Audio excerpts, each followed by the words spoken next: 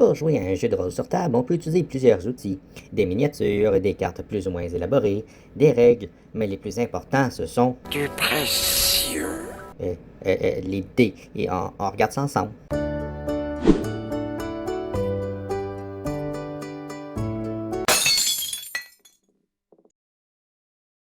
Il ne vous faut pas beaucoup de dés. Un ensemble vaut à peu près 10 $ dans les boutiques de jeux.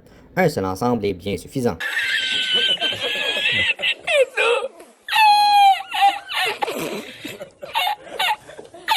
Quand c'est le temps de lancer des dés, ceux-ci vont être indiqués dans les règles, comme qu'on voit à l'écran. Ici, le X, c'est le nombre de dés à lancer, et le Y, c'est le nombre de faces du dé. Mais à quoi ressemble chaque dé? Le premier, c'est le D4, normalement une petite pyramide. Attention, selon le dé, le résultat se trouve soit sur le coin en haut ou au centre de la face plate en bas. Ce dé sert surtout pour les petits dégâts. Le deuxième dé est le traditionnel, celui que tout le monde connaît, c'est le dé 6. Lui, il sert à faire des dégâts. Il sert aussi dans les rares occasions où le jeu demande un D3. 1 et 2 valent donc 1, 3 et 4 donnent 2, et 5 et 6 donnent un 3. Ensuite, la double pyramide, c'est le D8, qui sert lui aussi principalement pour des dégâts et établir les points de vie de la majorité des classes de D&D. Ensuite, le D10. Il sert principalement à établir un effet aléatoire. Souvent, il y a un 0 qui est en réalité le 10. Il sert aussi pour les dés de vie comme le D8 pour certaines classes. Mais faites attention, il y a des D10 avec 2 chiffres sur chaque face. C'est pour le D100. Il existe des dés presque ronds à 100 faces, mais normalement pour un jet d'un D100, on va utiliser 2 dés à 10 faces. Un qui comporte les dizaines et l'autre les unités. Là, le D100 sert exclusivement pour des effets au hasard. Celui qui ressemble à un ballon de soccer, c'est le D12, qui sert principalement pour les armes lourdes.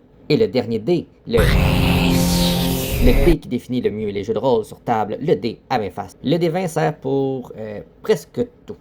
Le D20 permet de savoir si votre action est réussie ou non, si votre attaque réussit ou non, si vous résistez ou non à un effet, déterminer l'ordre des combats, si vous survivez ou mourrez.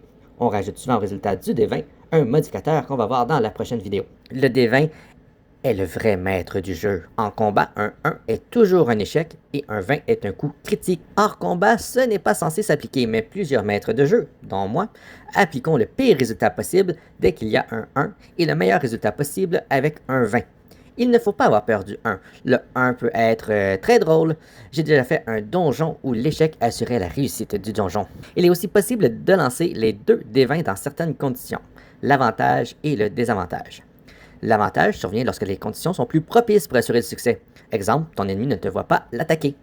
Le désavantage, c'est l'inverse. Il y a des règles et des conditions écrites normalement pour ces effets, mais un maître de jeu peut décider que tu remplis certaines conditions ou non pour les avoir. Dans ces deux cas, vous roulez 2 D20. En avantage, vous gardez le meilleur des 2 résultats. En désavantage, c'est le pire. Attention, les avantages et désavantages ne sont pas cumulatifs. Si plus d'une situation vous donne un avantage, vous ne lancez pas de dés supplémentaires. Par contre, le désavantage annule l'avantage et vice-versa. Je dois aussi vous donner un avertissement sur les dés. Je vous ai dit qu'un seul ensemble de dés était nécessaire, mais il existe une malédiction. Dès que vous achetez votre premier ensemble de dés, vous n'aurez jamais assez de dés.